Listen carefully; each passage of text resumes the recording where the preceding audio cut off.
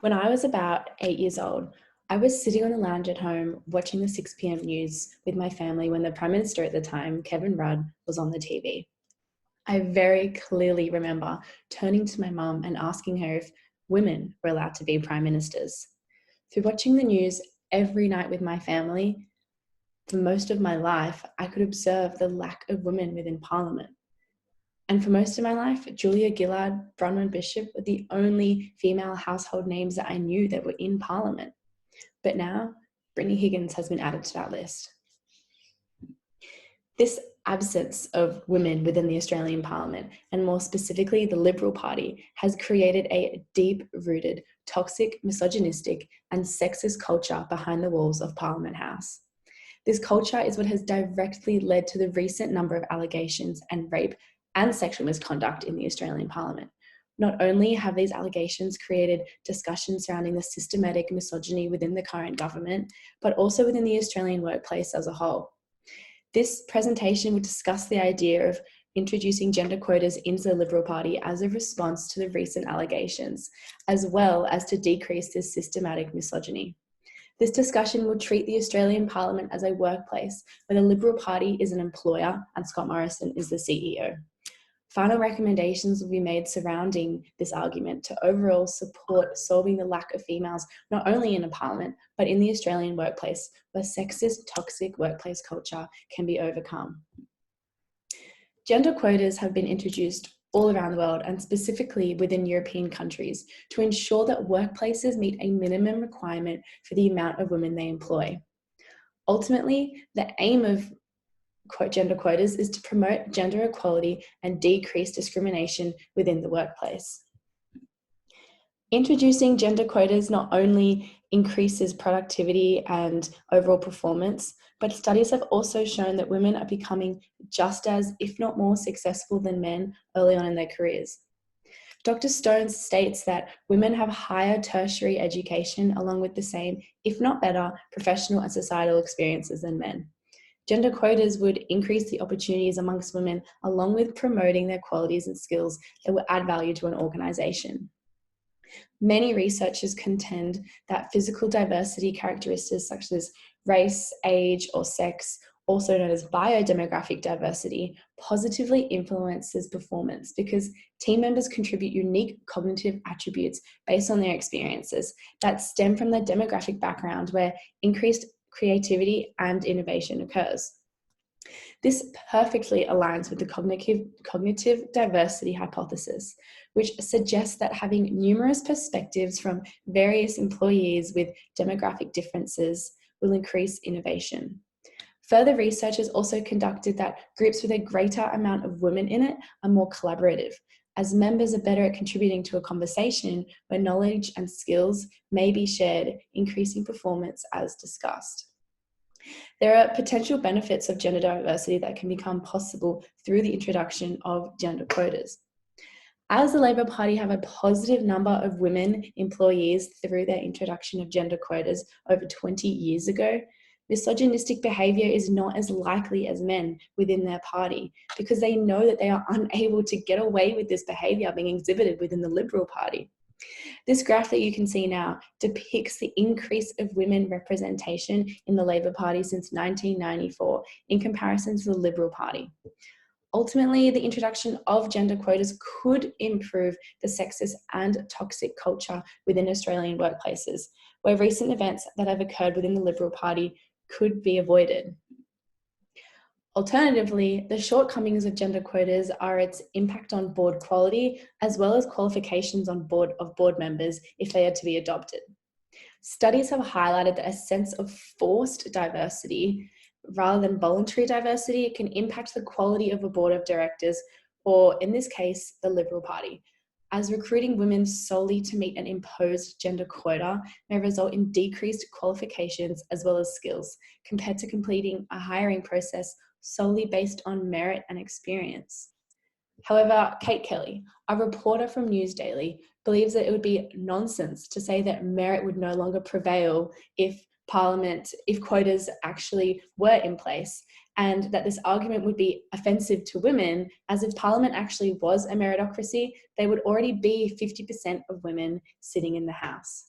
However, personally, as a woman who has experienced sexism and misogyny within the workplace, I believe that if I was recruited for a job in a company with gender quotas, it would constantly make me question whether I was hired on merit or skills or because of my gender. The gender quota approach attempts to simplify the complicated issues of feminism, instantaneously pitting us against someone, for forcing us to choose inflexible and unchanging sides, female against male, black against white, oppressed against oppressor, good against bad. Dobson, Hensley, and Ratstad agreed that the presence of women merely as a result of following societal pressures rather than business credentials and skills can lead to a strong conflict within a board. But more importantly, it undermines the accomplishment and success of women who held seats even before gender quotas were mandated. That leads us to a further negative outcome if gender quotas are to be adopted within the Liberal Party. In accordance with the attribution theory, Weiner noted that external attributions for targeted recruitment programs could lead to the impression that the programs are motivated by legal concerns rather than organizational values. In the case of European firms, gender quota laws were treated with the moral indifference shown to all regulations such as tax, laws, and environmental laws. The Liberal Party saying that they will introduce gender quotas is different to actually doing it if it's not being enforced by anyone. Those countries such as France, the Netherlands, and Italy, with board diversity legislation, had a lack of statistical difference between those countries without legislation surrounding quotas, as a lack of enforcement will have no effect on promoting the gender diversity of corporate boards. Increases in board diversity that are seen within European countries have also been found to be a result of female board members being double counted, where one female may serve on multiple boards.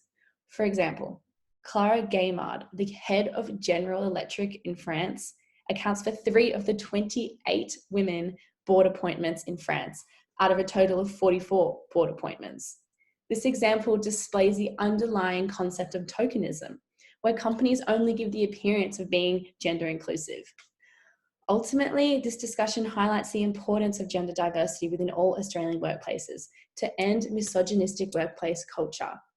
But gender quotas is just not the way to do it. There are various ways a workplace can increase gender diversity without quotas.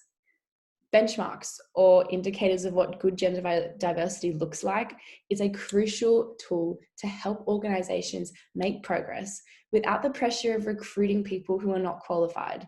And it is recommended for the Liberal Party to implement this within the Australian Parliament. Further, investments into initiatives must take place, where Scott Morrison ensures gender diversity in the Liberal Party. This can also be seen through a university recruitment program, which begins by visiting campuses that successfully foster inclusiveness and diversity. The Harvard Business Review found that 5 years after a company introduced a university recruitment program to target women employees of all races and cultures, women within their management rose by 10%.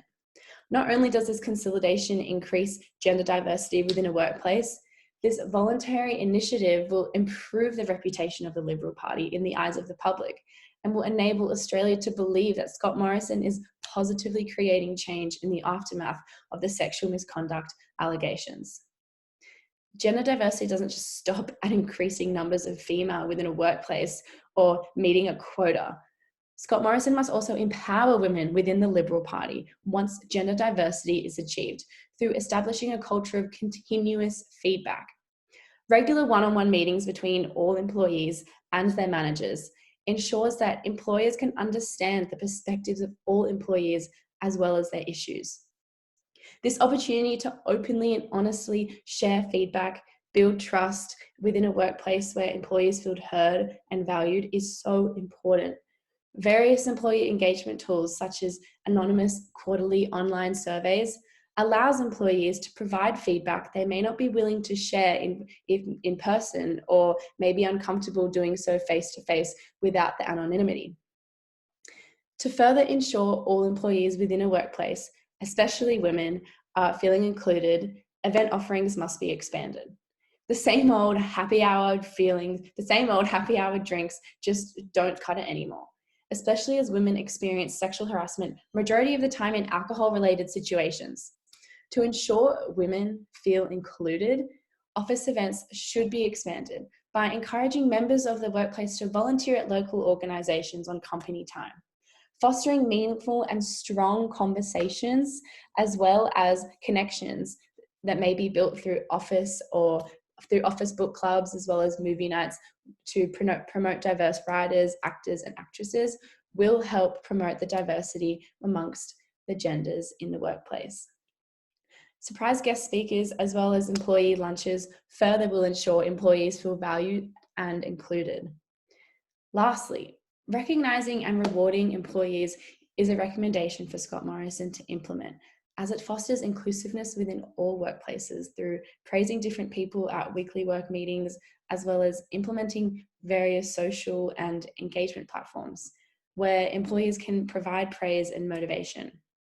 However, the limitations and risks of these recommendations is that they are all voluntary solutions/methods.